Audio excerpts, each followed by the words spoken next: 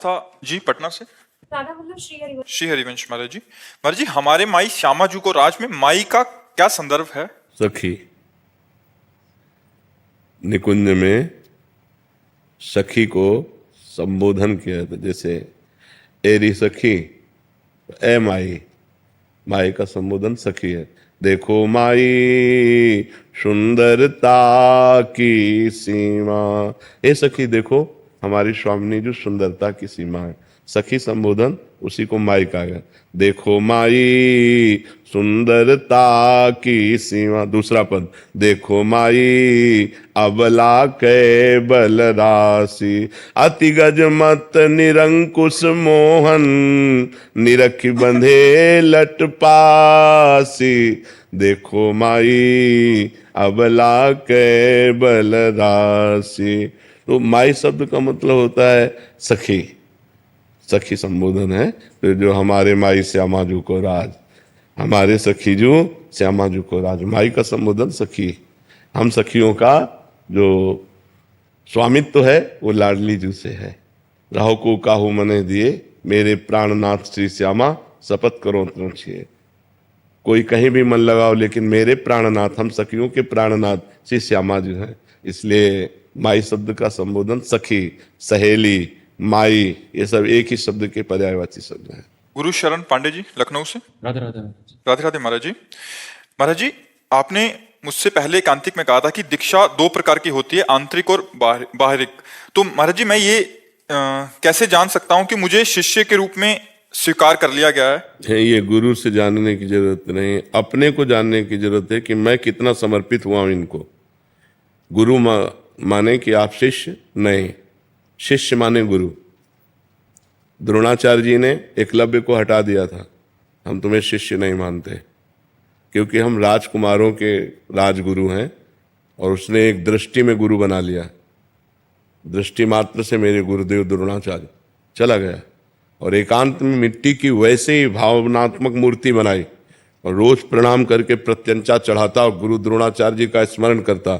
इतना बड़ा धनुर्धर बना कि अर्जुन को जो सिखाया था वो भी पीछे थे, वो आगे था। सर्वश्रेष्ठ धनुर्धर विश्व का एकलव्य। तो अर्जुन ने जब देखा उसका हस्त लाघव कि कुत्ता भूखा, इतने में पूरा मुंह बाणों से भर दिया। कहा हमें आशीर्वाद दिया है हमारे गुरु ने कि तुम विश्व के सर्वश्रेष्ठ धनुर्धर हो, और मैं आज निर्णय करता हूं कि मैं तुम्हारे सामने कुछ नहीं हूं। तुम किसके शिष्य हो? तो उनका गुरु द्रोणाचार्य जी के। तो बात समझ में आई? द्रोणाचार्य जी ने हटा दिया था कि हम राजगुरु हैं, क्षत्रिय राजकुमारों के। तो शिष्य के माने गुरु, ना कि गुरु के माने शिष्य। आप कितने % समर्पित हैं ये आपका हृदय जानता है। हम बिल्कुल आपको तिरस्कार करेंगे और आप मानते हैं कि आप मेरे परब्रह्म परमात्मा हैं, आपका कल्याण हो जाएगा। और हम कहते तुम हमारे शिष्य हो और तुम हमारी अवहेलना करो अंदर से, तो आप नरक जाओगे, कोई उससे लाभ नहीं। कंठी बंधवा लो, तिलक लगवा लो और मनमानी आचरण करो तो आपकी दुर्गति हो जाएगी, आपका कल्याण नहीं होगा। हम बिल्कुल तिरस्कार, हम मानते ही नहीं आपको, और आप हमारे परब्रह्म परमात्मा हो, आप परम भगवान को प्राप्त हो जाओगे। समझ पा रहे हैं आप? जो शास्त्रीय बात है वो ये बात है। महाराज जी, मैंने पिछले कांतिक में मैंने आपसे पूछा था कि मैं सख्य भाव में भगवान को प्रेम करता हूँ। फिर आपने पुष्टि मार्ग के बारे में बताया था, लेकिन मैंने कहा था कि मैं आप ही को सब कुछ मानता हूँ, आप ही से सब कुछ लेना देना है। फिर तब आपने कहा था कि आप हमको आंतरिक से गुरु मानो, फिर आगे बढ़ो। तो वही मैं जानना चाहता था कि इसी मार्ग में अंदर से मान के आप देखो, अगर आप भजन शुरू करो, भगवान आपके भाव को जानते हैं। आप अगर उनसे सखा भाव रखोगे, मित्र भाव रखोगे, पुत्र भाव रखोगे, जो भाव रखोगे वो आपको अनुभव करा देंगे। नाम जप करो, पहले दाम इकट्ठा करो, फिर जो चाहो खरीद लो। नाम वो धन है जिससे भगवान को अधीन किया जा सकता है। सुमिर पवन सुत पावन नामू, अपने बस करी राखे रामू। अब जो चाहोगे वैसे ही भगवान आपको दर्शन देंगे।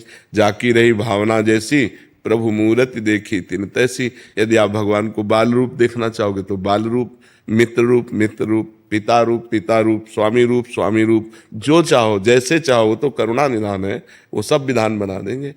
जो भाव देना है, जो मंत्र देना, वो सब विधान। बस आप नाम जप करना शुरू करो, नाम जप अधिक से अधिक बढ़ाओ, वो सब आगे से कर देंगे।